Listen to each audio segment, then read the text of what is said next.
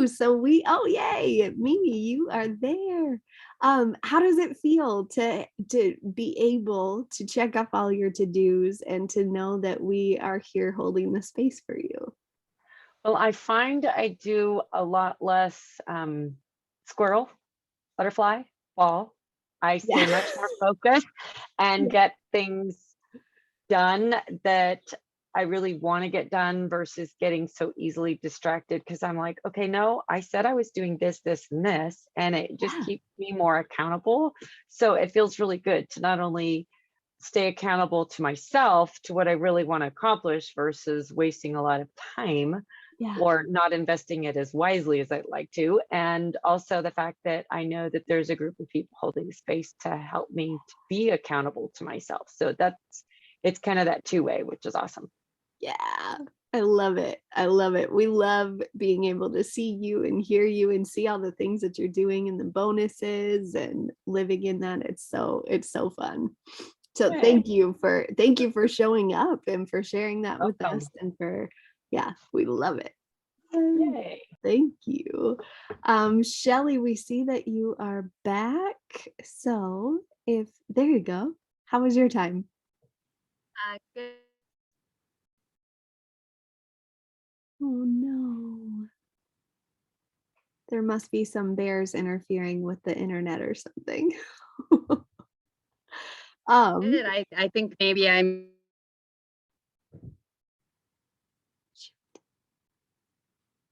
little pieces, little pieces. We're holding the space. No, that's okay, Shelly. Holding the space for you. So let's go into masterminding around. I had a question and now it's gone, but it'll be back when it's meant to. But when you're going in a direction and say you need to accomplish something and there are squirrels, or there are butterflies or balls, like how do you get back into that focus to design what you want? And I have to share, in my new space, um, out in front of me are huge, huge trees. And so I'm going to record some squirrels because literally it's squirrels.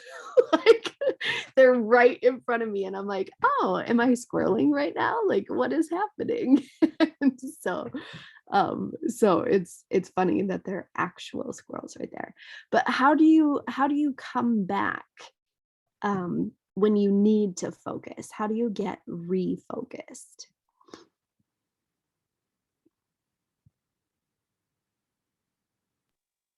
Bueller? I, I'll go. I think what I'm learning is I have to set a timer and I try and do it in 15-minute increments. Like, okay, I think this will take me only 15 minutes. It usually takes longer, which is okay. But then it also gives me an idea of how to readjust for the next Yes. time I calendarize something to allow more time. But I'm finding if I do it in 15-minute increments, I get a lot more accomplished. And if I am squirreling, as you will, it's only 15 minutes that I have, or somewhere in that I have fallen off the wagon of, or in my lane of what I'm trying to accomplish. And then it just reminds me, oh, whoopsie, let's reset that clock. Yes. Let's go again. So that's one of the tricks I've learned to do Yeah. that really helps me. But I'd love to hear what others use if they've got any other tricks, because shoot, I'll try almost anything that continues to work. And I'd love to be able to go longer than 15 minutes, but I know it's a practice that will grow as I get more focused and don't allow the squirrels and stuff to distract me.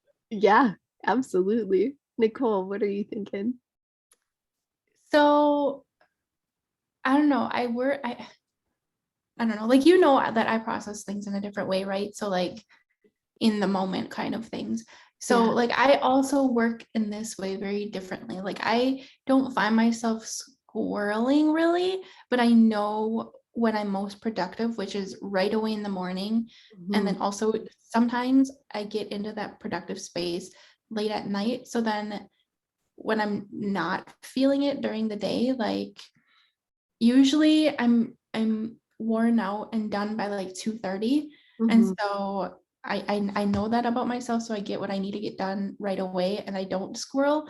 So for me, it's just knowing Is when the my best time. productive times are and are not. Yeah. Yeah, that's huge to be able to know, because some of us are morning people. I am not a morning person.